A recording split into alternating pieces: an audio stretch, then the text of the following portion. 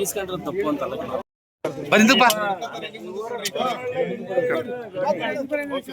Side side ಆಗಿ ಹಿಡ್ಕದ ಕೈ ಮ್ಯಾಗ ಕೈ ತೆಗ್ರಿ, ಮ್ಯಾಗ ಕೈ ತೆಗ್ರಿ. ಎಮ್.ಎಲ್.ಆರ್ ಕಾಣಲ್ಲ, ಕೈ ತೆಗ್ರಿ.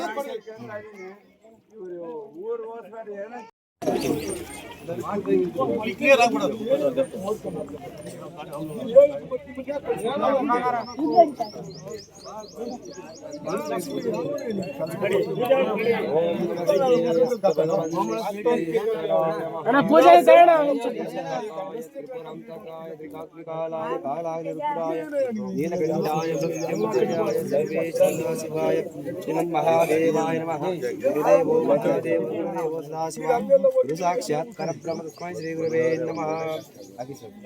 रामजय नमः। पार्वती पते जास्ती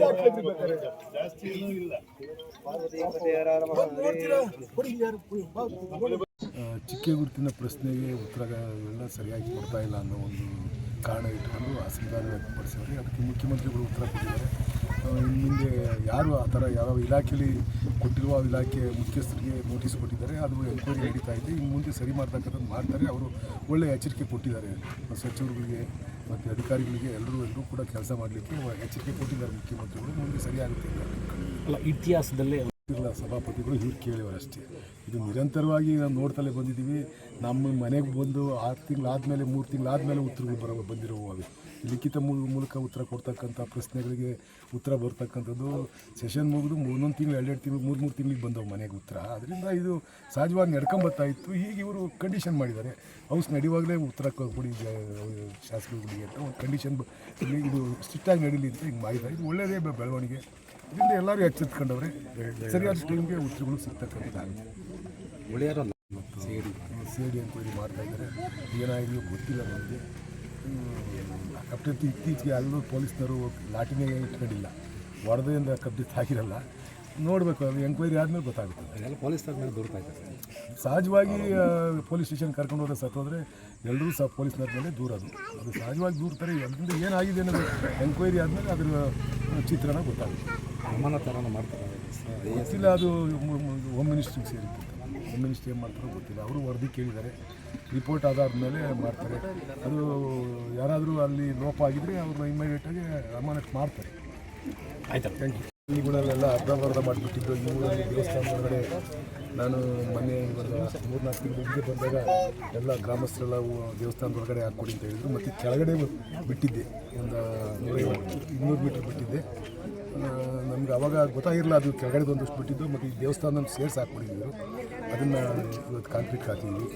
ಮತ್ತು ಬೇರೆ ಕಡೆ ಈಗ ಚೇಳೂರಲ್ಲಿ ಸುಮಾರು 3 ಕೋಟಿ ರೂಪಾಯಿ ಹಾಕಿದ್ವಿ. ಆಮೇಲೆ ತುನ್ನೇನಹಳ್ಳಿ ರೋಡು 1.5 ಕೋಟಿ ಶುರು ಮಾಡ್ತಾಯಿದ್ದೀವಿ. ಆಮೇಲೆ ಇದು ಸಾಗರನಹಳ್ಳಿಯಲ್ಲಿ ಕಾಂಕ್ರೀಟ್ ಊರೊಳಗೆ ಕಾಂಕ್ರೀಟ್ಗೆ ಹಾಕಿದ್ದೀನಿ. ಮತ್ತು ಇದು ಗಾಡಿಗೆರೆ ಜರಗೋಡು ಪಾಳ್ಯ ಮತ್ತು ಯಡೂರು-ಪಾಳ್ಯದ 1 ಕೋಟಿ ರೂಪಾಯಿ ಎಲ್ಲ ಇವತ್ತು ಒಂದು 9 ಕೋಟಿ ರೂಪಾಯಿದು ಪೂಜೆ ಮಾಡ್ತಾಯಿದ್ದೀವಿ. ಬಾಗಲಕೋಟೆ ಮತ್ತು ದಾವಣಗೆರೆ ಅವ್ರು ಆಗ್ತಾರೆ. ಮೇಟಿ ಕುಟುಂಬ ಟಿಕೆಟ್ ತಪ್ಪುತ್ತೆ ಯಾರು CM ಅವರೇ ಅವರು ಕಮ್ಯುನಿಟಿಯರೇ ಕರೆದ್ಬಿಟ್ಟು ಅವ್ರು ಸೆಟ್ರೇಟ್ ಮಾಡ್ತಾರೆ. ಅವರೆಲ್ಲ ತೀರ್ಮಾನ ಮಾಡಿವ್ರೆ, ಮಾಡ್ಕೊಂಡು ಯಾರೋ ಒಬ್ಬರು ಕ್ಯಾಂಡಿಡೇಟ್ ಮಾಡ್ತಾರೆ. ಅವರು ಇಲ್ಲ, ಶ್ಯಾಮದವರು ಕುಟುಂಬಸ್ಥರು ಮುಂಚಿತವಾಗಿ ನಾಮಪತ್ರ ಸಲ್ಲಿಸಿದ್ರು, ಅನೌನ್ಸ್ ಆಗಿಲ್ಲ. ಹೈಕಮಾಂಡ್ ಅದನ್ನೆಲ್ಲ ನೋಡಿ ಮುಖ್ಯಮಂತ್ರಿಗಳು ಅವ್ರನ್ನೇ ಮಾಡ್ತಾರೆ.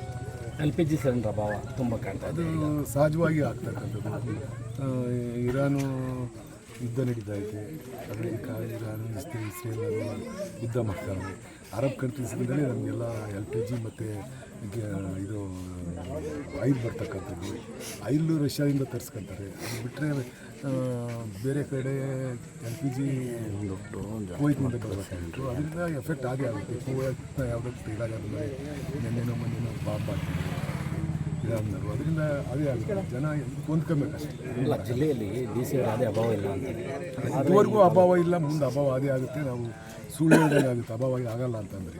LPG ಸಪ್ಲೈ ನಿಂತೋಗೈತೆ ಅಂದಾಗ 100% ಆಗುತ್ತೆ. ಪೆಟ್ರೋಲ್ದು ಆಗುತ್ತೆ, ಇದಕ್ಕೂ ಆಗುತ್ತೆ. ಜನ ಏನೂ ಮಾಡೋಕ್ಕಾಗಲ್ಲ. ಇದು ವರ್ಲ್ಡ್ ವಾರ್ ಆದರೂ ಆಗ್ಬೋದು. ನೋಡ್ಬೇಕು ಏನೇನಾಗುತ್ತೆ ಅಂತ. ಎಲ್ಲದಕ್ಕೂ ಸಿದ್ಧರಿರ್ಬೇಕಷ್ಟೇ.